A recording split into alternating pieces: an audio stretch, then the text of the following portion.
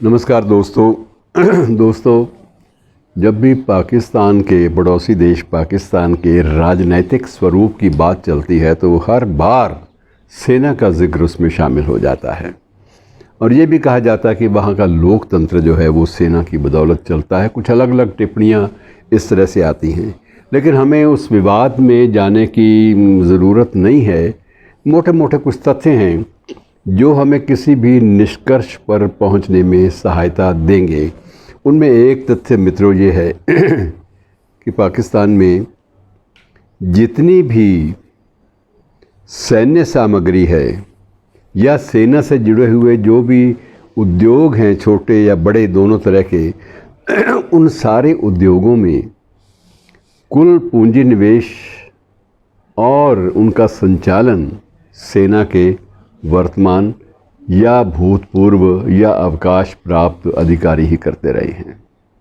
कुल मिलाकर ये कहा जाता है कि फ़ौज जो है, सेना जो है वहाँ की, वो 1.5 लाख करोड़ रुपए का धंधा करती है। 1.5 लाख करोड़ व्यवसाय करती है। धंधे का मतलब ये नहीं कि अवैध कागज़ों में ही है, बल्कि जो वास्तविक रूप से जो निर्माण होता है वो इतना धंधा है, उसमें विदेश में भी उसका निर्यात भी होता है। वहाँ भी सेना की तरफ से औपचारिक ख़रीद की जाती है और ये ख़रीद उन्हीं संस्थानों से होती है जिन संस्थाओं के संचालक अवकाश प्राप्त, भूतपूर्व और या फिर वर्तमान सैनिक अधिकारियों के संबंधी उसमें पाए जाते हैं, संलिप्त पाए जाते हैं। और ये बहुत बड़ी रकम है मित्रों। और सबसे बड़ी बात यह है कि यद्यपि सेना को एक अवसर मिलता है, उसकी सैनिक पृष्ठभूमि के कारण बहुत सारे लोगों को एक रोज़गार का आश्रय मिल जाता है, लेकिन सबसे बड़ी बात यह है कि इसके बावजूद कई बार सरकारें भी मजबूर हो जाती हैं कि नहीं, ऐसे अंधा खेल नहीं खेला जा सकता, वरना जैसे हमारे यहाँ CAG है, वहाँ भी एक कंट्रोलर अकाउंट्स है जो कहीं ना कहीं जांच करके अनियमितताओं, इरेगुलरिटीज़ को सामने ला सकता है। और ऐसी इरेगुलरिटीज़ सामने आई भी हैं।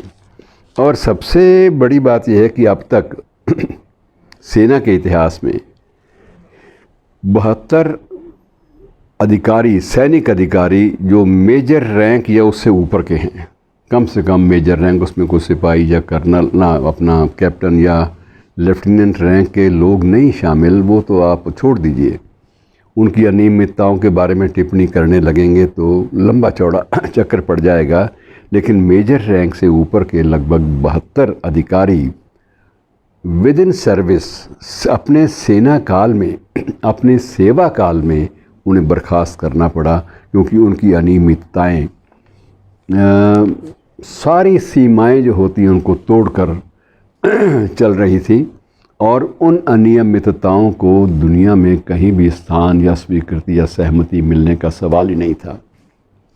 और दूसरी जो सबसे बड़ी बात ये होती है कि जब आप कोई भी अनियमितता, इरेगुलरिटी करने लगते हैं, तब आप अपने उत्पादनों के बारे में, उनकी गुणवत्ता के बारे में, उनकी क्वालिटी के बारे में भी गंभीर नहीं होते।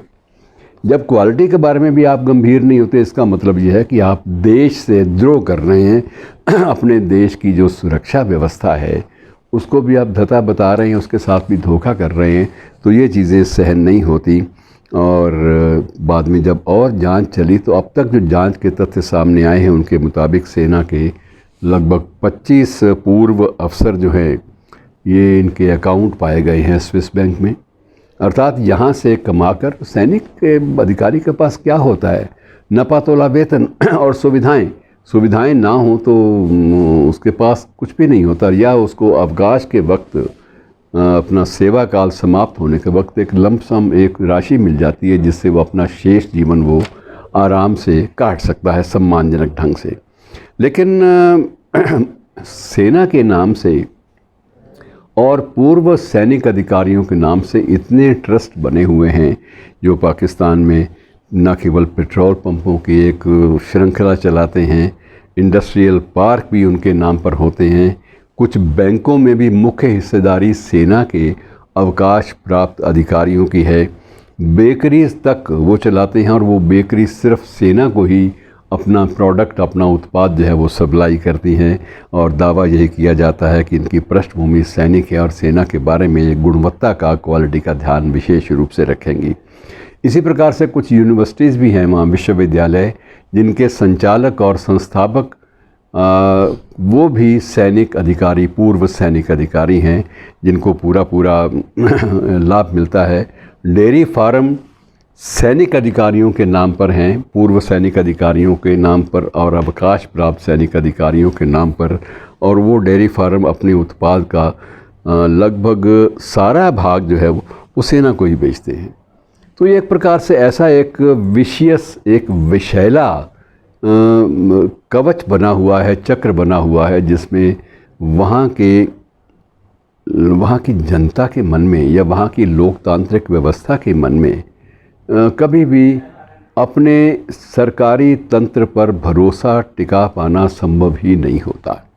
ऐसी स्थिति में मित्रों ये है कि जब वो स्विस बैंक में भी आप अकाउंट रखें, और यहाँ तक की चर्चा, ये पनामा पेपर्स, आपने बहुत उसकी चर्चा सुनी होगी। पनामा पेपर्स में मुशर्रफ साहब की जो संपत्ति है उसका भी जिक्र है कि लंदन में, सिर्फ लंदन में उनकी 5,000 करोड़ रुपए की संपत्ति पाई गई है। अब ये चीज़ें कब तक कोई छुपी रह सकती हैं। और एक और भी इसमें तथ्य जो विशेष रूप से है कि कुल मिलाकर जो व्यवसाय हैं जिनमें सेना के अवकाश प्राप्त या वर्तमान या उनके संबंधी शामिल हैं, इनमें कुल जो तादाद है ऐसे उद्यमों की वो 51 है कुल मिलाकर। तो 51 ऐसे संस्थान हैं व्यापारिक जिनका संचालन अवकाश प्राप्त या वर्तमान सैनिक अधिकारियों के जो संबंधी हैं निकट, वो सारा का सारा संचालन करते हैं, और कुल मुनाफा जो है वो इन लोगों की जेब में जाता है। और इसके बाद जो सबसे ख़तरनाक बात थी वो था आतंकवादियों को प्रोत्साहन देना।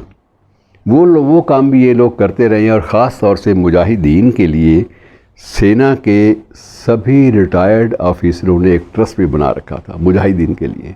तो ये सारी गतिविधियां मित्रों किसी भी देश के लिए घातक होती हैं, और ऐसे देश में लोकतंत्र का या आप मान लीजिए कि आम आदमी का हित कहाँ वो ध्यान में रखा जा पाएगा, ये संभव नहीं है। तो इस देश को बहुत बड़े संकटों से जूझना है, और सबसे बड़ा संकट ये सेना में भ्रष्टाचार का है मित्रों। शुक्रिया।